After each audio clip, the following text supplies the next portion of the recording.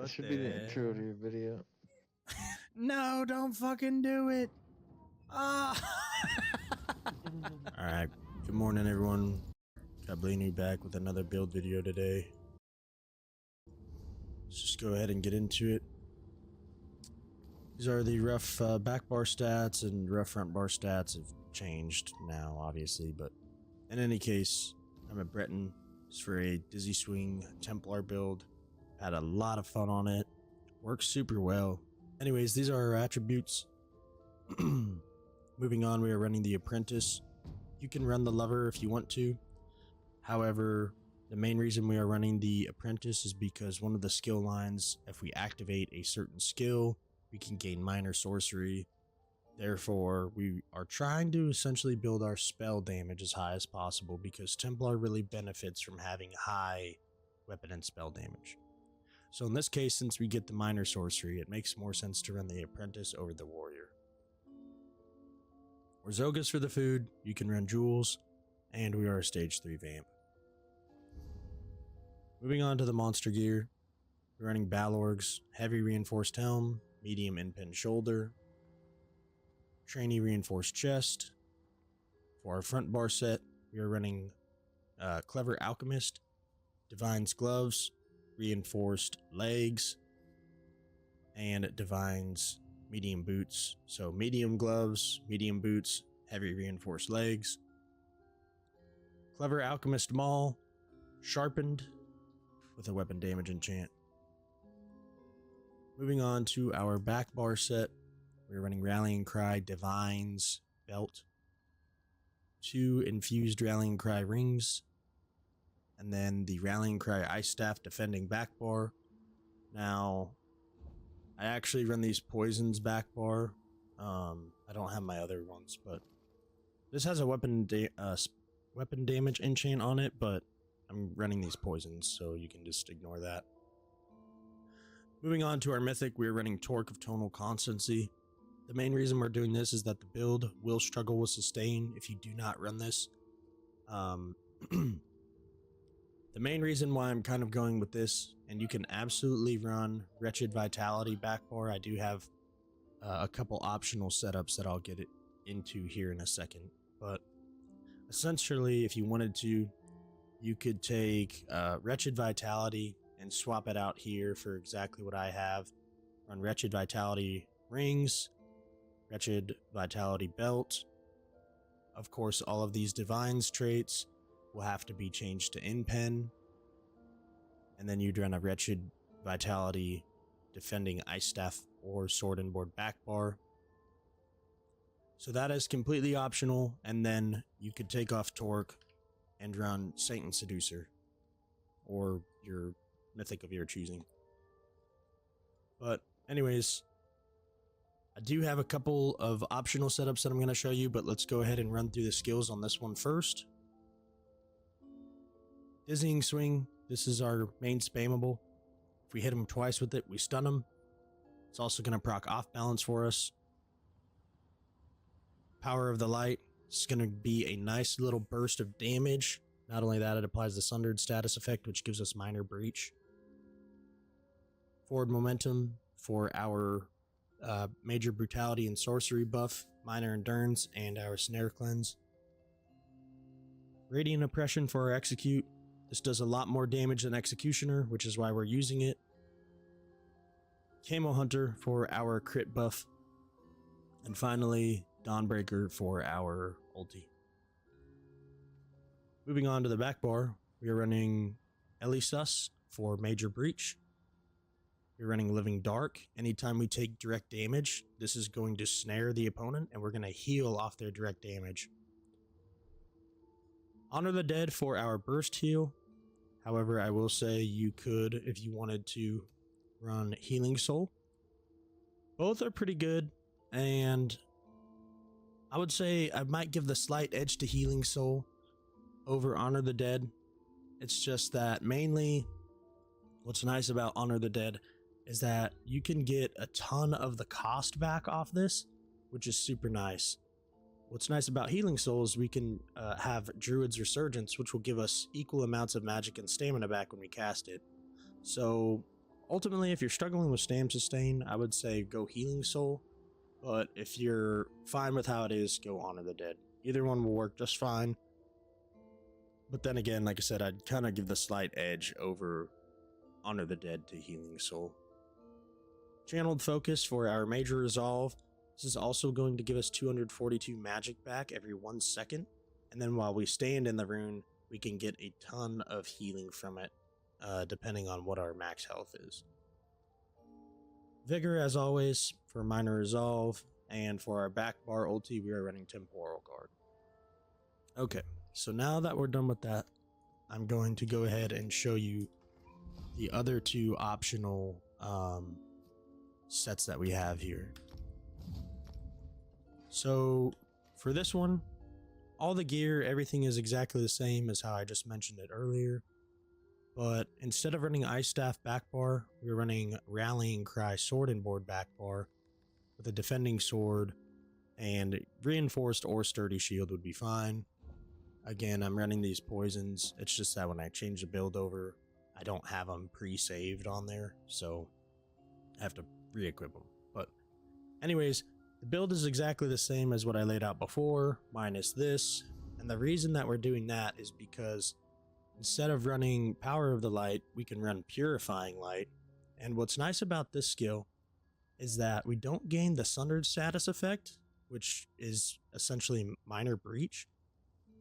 We gain what is essentially a nice little heal over time. So anytime we put this on an enemy, and since we're a melee build, we're going to be close to them. If you're near them, you will heal while this skill is on them. So it gives essentially 2,000 every 2 seconds over 10 seconds. So that comes about 1k every 2 seconds in Cyrodiil. Everything else is exactly the same. And then we run Pierce Armor on the back bar instead of the Ice Staff. With Elisus, we just run Pierce Armor because this gives Minor and Major Breach. So it all kind of ends up being the same. But the main thing is that you can gain this nice extra little heal over time. However, I think Power of the Light does do more burst damage. So there's that. Also, something I forgot to mention at the time of recording was then you change your ulti to Spell Wall. Now going into the other setup, this would be your more well-rounded. I will say though, with the Torque setup, you will have to change your attributes to make sure that you give above 30k health for your setup, but everything else will be exactly the same, and then the CP will be slightly different. Now, Torque is just a very well-rounded mythic. You could do everything we're doing here with this and still get insanely good results. So I'll just run you down. The main thing here is just the traits. So Balorg's Reinforced, Medium Inpen Shoulder, Heavy Reinforced Chest. Now with Torque, we don't want to run the Divines. We need to go back to Inpen. So we have 3 Medium Inpen, Boots, Belt, and Gloves, Heavy Reinforced Legs, Torque with a Weapon and Spell Damage infused, 2 infused rings with weapon and spell damage,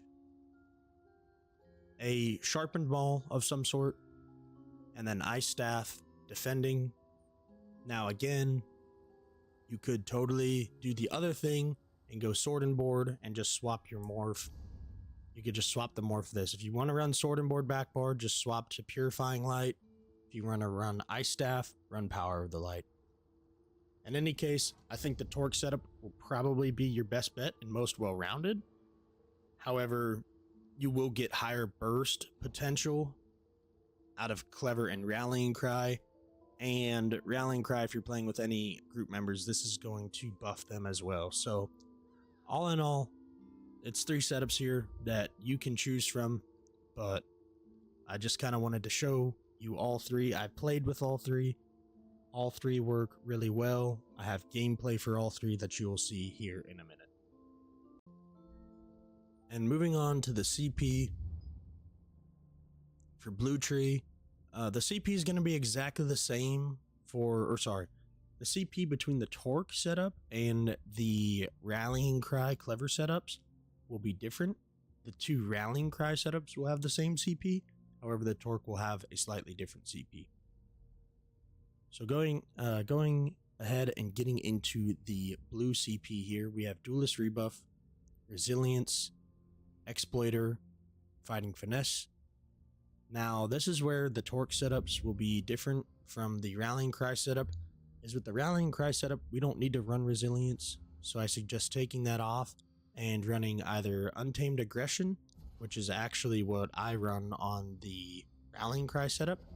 So it would look like this: Duelist Rebuff, Untamed Aggression, Exploiter, Fighting Finesse. This would be your blue CP for Rallying Cry, and then this would be your blue CP for the Torque setup. Remember, Rallying Cry gives a ton of crit resist, which is why we don't need to run this if we're running Rallying Cry.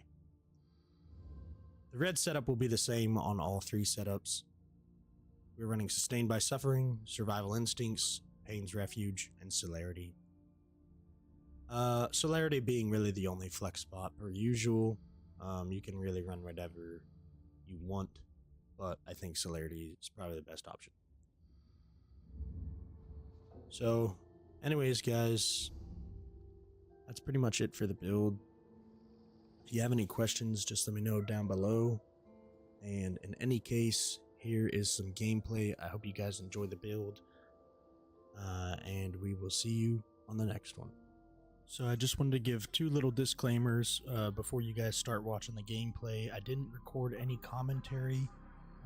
It's Sunday evening right now, and I have work this week, so I just really wanted to get this project out before I have work.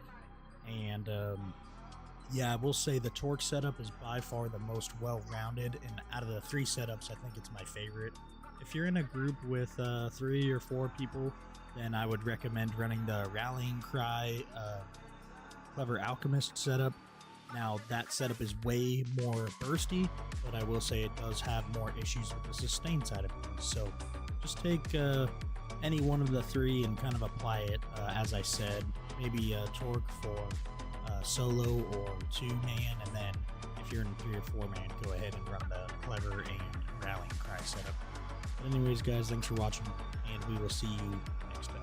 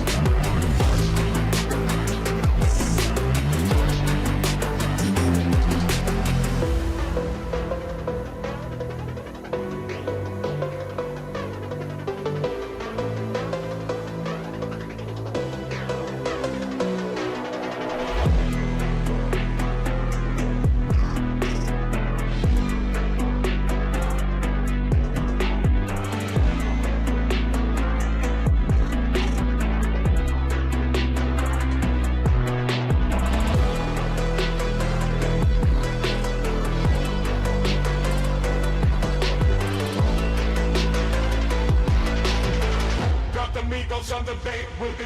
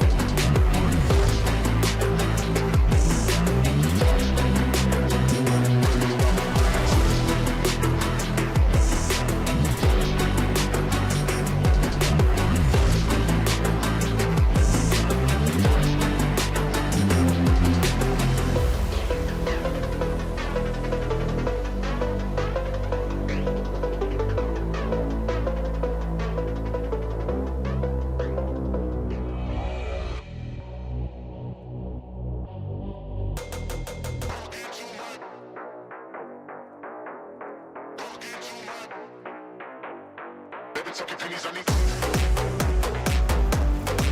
Sucking pennies on me. Sucking pennies on me. Sucking pennies on me.